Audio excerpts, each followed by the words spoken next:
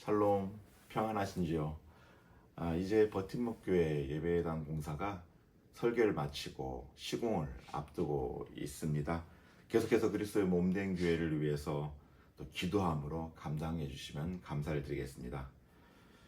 이번에 그 고난주간 특별 새벽 기도의 본문은 느헤미야 말씀이죠. 모든 성경이 다 그런 영향을 주지만 특별하게도 이 느헤미야는 제게 있어서 위로의 성경이자 또 자신을 돌아보게 하는, 또 그래서 하나님의 선한 길로 인도하시는 그런 말씀 중 하나라고 볼 수가 있습니다. 더구나 요즘에 새로운 이제 예배당을 이렇게 세워가며 기도할 때에 공사 현장에서는 물론이고요, 영적으로도 기도하며 준비하라는 하나님의 음성을 이 느헤미야를 통해서 듣곤 합니다. 이런 시기에 새벽 기도의 말씀을 느헤미야로 준비시킨 하나님의 섭리가 더욱더 기대되기도 합니다. 이번 특별 새벽 기도 때에는 5번에 걸쳐서 이 느헤미야를 통한 영성이 우리 삶에서 어떻게 또 역사하는지, 또 어떻게 하나님께서 우리가 준비되기를 원하시는지 깨닫게 될 것인데요. 삶의 모든 자리마다 그 회파된 그곳을 점검하고 또 보수함으로 무너진 영역마다 하나님의 깊은 은혜가 임하는 시간이 되기를 주님의 이름으로 축복합니다. 오늘 본문은 느헤미야 1장 2절로부터 9절까지의 말씀입니다. 제가 느헤미야 1장 2절로부터 9절까지의 말씀을 봉독해 올리겠습니다. 내 형제들 가운데 하나인 하나니가 두어 사람과 함께 유다에서 내게 이를 얻기로 내가 그 사로잡힘을 면하고 남아있는 유다와 예루살렘 사람들의 형편을 물은즉 그들이 내게 이르되 사로잡힘을 면하고 남아있는 자들이 그 지방 거기에서 큰 환난을 당하고 능욕을 받으며 예루살렘 성은 허물어지고 성문들은 불탔다 하는지라. 내가 이 말을 듣고 앉아서 울고 수일 동안 슬퍼하며 하늘의 하나님 앞에 금식하며 기도하여 이르되 하늘의 하나님 여호와 크고 두려우신 하나님이여 주를 사랑하고 주의 계명을 지키는 자에게 언약을 지키시며 긍휼을 베푸시는 주여 간구하나이다. 이제 종이 주의 종들인 이스라엘 자손을 위하여 주야로 기도하오며 우리 이스라엘 자손이 주께 범죄한 죄들을 자복하오니 주는 귀를 기울이시며 눈을 여시사 종의 기도를 들으시옵소서. 나와 내 아버지의 집이 범죄하여 주를 향하여 크게 악을 행하여 주께서 주의 종 모세에게 명령하신 계명과 율례와 규례를 지키지 아니하였나이다. 옛적에 주께서 주의 종 모세에게 명령하여 이르시되 만일 너희가 범죄하면 내가 너희를 여러 나라 가운데에 흩을 것이요 만일 내게로 돌아와 내 계명을 지켜 행하면 너희 쫓긴 자가 하늘 끝에 있을지라도 내가 거기서부터 그들을 모아 내 이름을 두려고 택한 곳에 돌아오게 하리라 하신 말씀을 이제 청하건대 기억하옵소서. 아멘. 느헤미야의 기도 영성이란 제목을 가지고 말씀을 나누려고 합니다. 먼저 오늘 본문이 되는 느헤미야의 이 시대 상황을 좀 살펴볼 필요가 있습니다. 시대적으로 보면 기원전 586년에 남유다가 멸망하게 되죠. 그리고 나서 그들이 바벨론 포로로 끌려가게 됩니다. 시간 일정이 지나고 나서 이제 그들이 다시 고향인 예루살렘으로 돌아올 무렵이 되게 되는데요. 기원전 537년에 1차로 일부가 포로 중 일부가 귀환하여서 예루살렘으로 돌아갔고요. 에스라에 의해서 2차 포로 귀환이 458년에도 있었습니다. 이렇게 바벨론에 머물고 있던 포로 귀환은 총 3차례에 걸쳐서 진행이 되는데요. 우리가 다룰 이 느헤미야서가 마지막 3차 포로 귀환과 그 이후에 일어나는 이스라엘 민족의 재건에 대한 이야기로 이루어져 있습니다. 그리고 처음 시간이기 때문에 참고로 이 느헤미야의 이름에 대해서 먼저 좀 말씀드리고 말씀을 나눌 텐데요. 느헤미야의 이름을 좀 풀어보면은 합성어로 되어 있는 것을 볼 수 있게 됩니다. 그리고 그 이름에 하나님의 전반적인 생각이 무엇인지 좀 살펴볼 수가 있는데요. 이 느헤미야라는 이름은 위로하다라는 말이 나암하고 예흐하, 우리가 일반적으로 여호와라고 부르죠. 이 예흐하라는 이 하나님의 이름이 합쳐서 된 이름이에요. 그래서 여호와께서 위로하신다라는 뜻을 지니고 있죠. 여호와께서 위로하신다. 참으로 마음의 힘이 되고 또 위로가 되는 그런 말씀이죠. 그런 여호와의 위로가 또 성도 여러분의 가정과 또 여러분 어떤 삶의 모든 자리마다 충만하게 임하기를 다시 한번 주님의 이름으로 축복합니다. 자, 이런 이름을 가진 느헤미야는 당시에 바벨론에서 왕의 이 수를 따르는 관원의 직위에 있었는데요. 고대 국가에 있어서 이게 굉장히 중요한 역할이었어요. 왜냐하면 이 술이라는 것이 당시 제사에도 쓰이게 되고 어떤 행사에도 쓰이게 되고 또 일상적으로도 굉장히 자주 이렇게 쓰이게 됩니다. 그러다 보니까 반드시 필요한 역할이었고요. 왕의 측근에서 이것들을 감당했기 때문에 바벨론에서 꽤 큰 영향력을 지닌 사람이 바로 이 느헤미야였습니다. 또 그가 머물러 있던 곳이 수산궁이었습니다.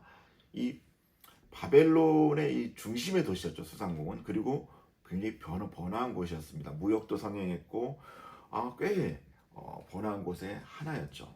그러다 보니까 이 느헤미야는 넉넉한 생활을 하고 있었습니다.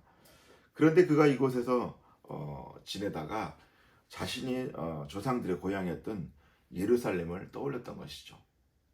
사실 이 느헤미야는요, 예루살렘에 한 번도 가보지 못한 인물이었습니다. 그러니까 디아스포라에 해당하는 사람이었어요.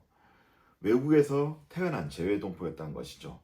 그런데 그가 어느 날 가보지도 못했던 그런 예루살렘의 소식을 듣게 됩니다. 사람은 들리는 것을 듣는 것이 아니고 듣고 싶은 것을 듣고 보고 싶은 것을 보게 되는데요. 이 관심이 있는 것에 마음이 간다는 이야기죠. 2절, 3절 말씀 제가 다시 한번 읽어봅니다. 내 형제들 가운데 하나인 하나니가 두어 사람과 함께 유다에서 내게 이를 얻기로 내가 그 사로잡힘을 면하고 남아있는 유다와 예루살렘 사람들의 형편을 물은즉 그들이 내게 이르되 사로잡힘을 면하고 남아있는 자들이 그 지방 거기에서 큰 환난을 당하고 능욕을 받으며 예루살렘 성은 허물어지고 성문들은 불탔다 하는지라. 아멘. 이 느헤미야의 관심이 한 번도 가보지 못했던 예루살렘에 있었다는 것이 사실 놀랍습니다. 일반적으로 사람들은 이 고향을 떠나고 오래되면 또 언어도 잃어버리게 되죠. 또 기억도 희미해지기 마련인데 더구나 외부에서 태어난 사람이 가보지도 못한 이 고향에 대해서 깊은 관심을 가지고 있었다는 것은 참으로 놀라운 일이 아닐 수가 없습니다. 그는 자신이 있던 수상궁에서 고향인 예루살렘으로 두 번의 포로 귀환이 있었음을 잘 알고 있었는데도 불구하고 또 그 일이 있었음에도 여전히 그들이 어려운 상황이었고 또 포로로 당시에 붙잡혀 오지 않았던 사람들이 그 고향에 남아 있었는데요. 그들의 삶이 굉장히 비참하다는 것을 듣게 된 이후로 자신이 편안하게 이 생활하는 것 이것 자체도 너무나 또 마음 아팠고 상대적으로 또 어려움에 있는 이 동족에 대한 관심을 이렇게 표하면서 그들이 그렇게 어려운 상황에 놓였던 것을 많이도 가슴 아파했던 것입니다. 그의 마음속에는 늘 나라와 민족 그리고 교회에 대한 생각이 가득 차 있었고요.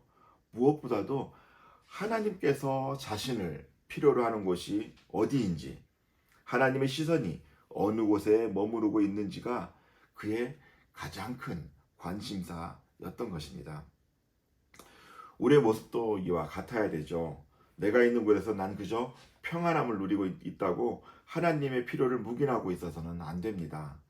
내가 평안할지라도 하나님의 시선이 머무르는 것이 어느 곳을 향하고 있는지에 늘 집중해야 되죠. 또 내가 축복을 누리고 있다면 왜 그런 은혜가 나한테 임했는지 그 은혜가 도대체 어디로 흘러가야 하는지 그것에 대해서 관심을 가져야 합니다. 나만 잘되고 내가 있는 공동체만 잘되면 된다는 인식은 하나님께서 기뻐하시는 뜻이 아니죠. 이 신학 시대를 보면요. 예루살렘 교회가 다른 교회를 돌보지 않고 기득권만 누리고 하나님 나라 확장에 대해서 굉장히 소극적으로 움직이니까 결국 하나님께서는 그들을 고난을 통해서 강제로 흩으셔서 복음이 흘러가게 합니다. 하나님의 관심사에 대해서 그들이 관심을 가지고 있지 않았기 때문에 고난을 통해서라도 그들을 하나님께서 원하시는 곳으로 보냈던 것이죠. 그렇기에 고난이 내게 왔을 때에 하나님의 뜻을 분별하는 것이 중요합니다. 고난이 왔음에도 불구하고 기존 습성대로 가만히 머물러 앉아 있다가는 자칫 고난과 함께 완전하게 주저앉아 버릴 수도 있습니다. 느헤미야는 이 평소에도 하나님 나라를 위해서 기도하는 사람이었기 때문에 하나님의 뜻을 분별할 수가 있었습니다. 4절, 5절 말씀입니다. 내가 이 말을 듣고 앉아서 울고 수일 동안 슬퍼하며 하늘에 하나님 앞에 금식하며 기도하여 이르되 하늘의 하나님 여호와 크고 두려우신 하나님이여 주를 사랑하고 주의 계명을 지키는 자에게 언약을 지키시며 긍휼을 베푸시는 주여 간구하나이다. 아멘. 그는 도움이 필요한 자신의 형제들의 상황을 듣자마자 하나님 앞에 엎드립니다. 그가 그렇게 할 수 있었던 것은 갑작스러운 어떤 그런 영감 때문이 아닙니다. 평소에도 기도함으로 하나님의 필요성에 대해서 집중하고 있었고요. 하나님의 시선이 어디를 향하고 있는지도 알고 있었기 때문에 즉각적으로 반응할 수가 있었습니다. 더구나 그의 기도는 문제에 대해서 해결하려는 그 기도가 주를 이룬 것이 아니죠. 그저 하나님께 초점을 맞춘 기도였습니다. 문제 해결에 초점을 맞추는 기도는 기도의 성숙함을 이룰 수가 없죠. 문제만 바라보고 해결에 집중하기 때문에 하나님의 뜻을 분별하기도 어렵습니다. 기도는 모든 일의 최선의 방책이기 때문에 하나님과의 대화이고 하나님과의 소통이 되어야 합니다. 그렇기 때문에 늘 기도해야 되는 거예요. 시간을 정해놓고 기도해야 되고요. 나만의 기도 시간이 있어야 되는 겁니다. 그 기도 시간을 통해서 하나님의 뜻을 묻고 하나님의 필요를 구하고 이렇게 기도하는 것이 진정한 성도들의 기도의 모습이라고 할 수가 있죠. 그리고 그렇게 기도하는 자들이 하나님의 뜻을 올바르게 분별할 수가 있습니다. 자, 느헤미야가 그런 기도를 하고 있었기 때문에 문제가 생기니까 바로 하나님 나라를 위해 기도의 자리에 나아갔던 것이죠. 이제 주의 종들인 이스라엘 자손을 위하여 주야로 기도하오며 우리 이스라엘 자손이 주께 범죄한 죄들을 자복하오니 주는 귀를 기울이시며 눈을 여시사 종의 기도를 들으시옵소서. 나와 내 아버지의 집이 범죄하여 주를 향하여 크게 악을 행하여 주께서 주의 종 모세에게 명령하신 계명과 율례와 규례를 지키지 아니하였나이다. 아멘. 이 느헤미야는 기도하는 사람이었기 때문에 문제를 정확히 진단할 수 있었고요. 회복을 향하여 실마리를 풀어갈 수가 있었습니다. 그는 먼저 하나님의 은혜로 살아가던 이스라엘 백성이 패망하게 된 그 원인을 알고 있었던 것이죠. 그들이 왜 포로기를 맞이하게 됐는지 그 원인을 분명하게 알고 있었던 것입니다. 그리고 그것을 푸는 것이 먼저 된 순서임을 깨달았던 겁니다. 이 결론부터 말하자면요. 이 이스라엘 문제는 죄로 인한 것이었어요. 그래서 죄의 문제를 꺼내놓고 먼저 하나님께 용서를 구한 것이죠. 그런데 자세히 보면요. 이스라엘 백성이 죄로 인하여 망한 것은 맞는데 이들이 죄로 인해서 갑작스럽게 망한 것은 아니었습니다.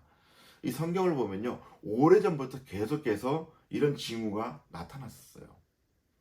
그들을 향해서 계속해서 선지자를 보내서 이스라엘이 깨달아서 돌이킬 수 있도록 하나님께서 그렇게 했던 것이죠. 그런데 그들이 어떻게 해요? 깨닫지 못하죠. 계속해서 그것을 무시합니다. 그러다가 결국엔 완전히 패망해 버린 것이죠.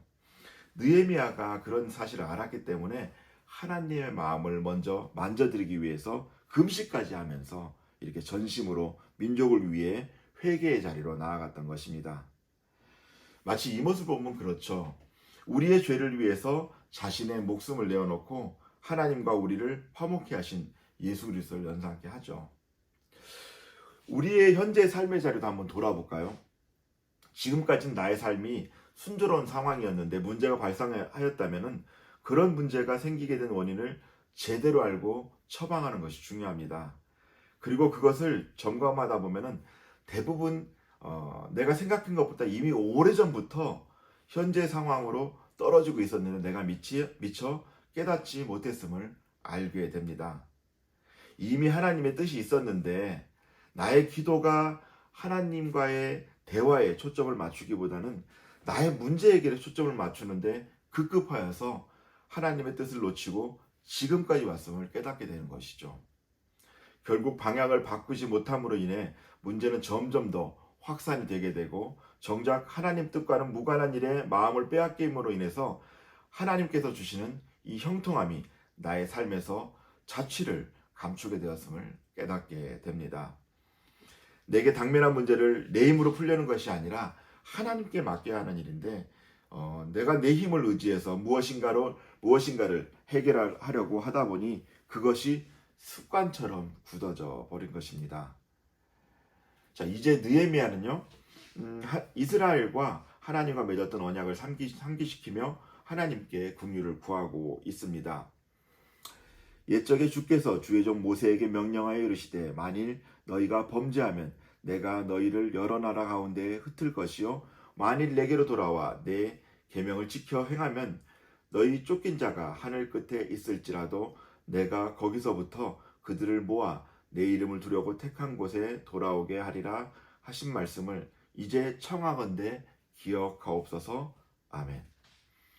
그의 기도는 비록 지금 흩어짐을 당했을지라도 하나님께서 돌이키는 순간 다시 회복이 되며 하늘 끝과도 같은 그런 절망의 끝자락에 내가 지금 있을지라도 하나님께서 형통함을 허락하실 것임을 확신하고 있습니다. 사랑하는 성도 여러분, 지금이라도 늦지 않았습니다. 나의 삶의 자리가 위기 가운데 있을지라도 혹은 위기감이 느껴질지라도 하나님의 뜻이 어디에 있는지 집중하고 하나님께로 마음을 돌이켜야 합니다.